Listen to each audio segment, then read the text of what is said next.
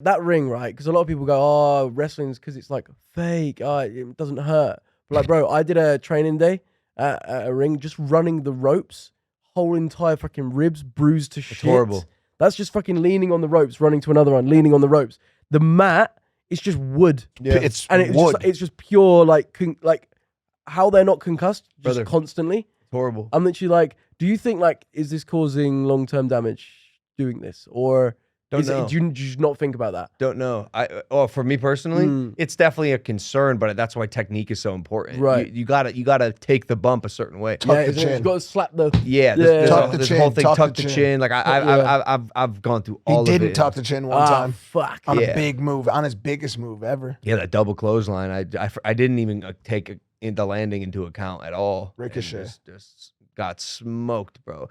The phenomenon you're describing of the hardness of the mat, I remember so vividly coming into my first WWE session. I was working with Mike the Miz, and I'm touching the mat. I'm like, this is crazy. So like, is the bouncy one during the actual match? And he goes, no, dude, this is the ring. This is it's the same ring. And I'm like, yeah, but on TV, it's like bouncy, right? Like, how are you guys landing like that? He's like, no, dude. And by the way, every celebrity that I see come in there doing a match or like doing a spot or whatever, same shit.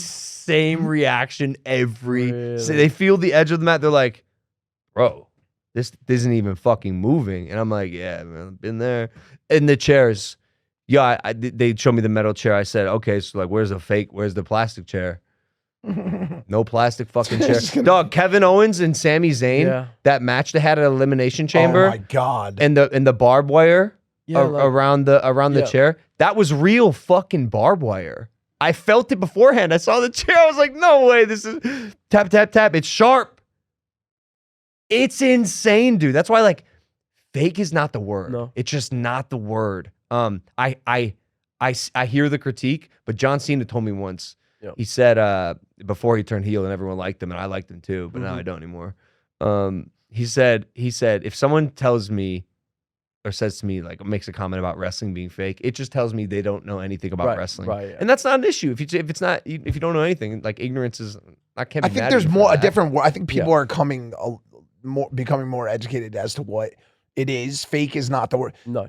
Also, I took a bump. Yeah, you got in there. It's insane. And the only reason I made it through it, me and Georgie, is because the one thing that happens when you're in there is it's pure adrenaline. Yeah.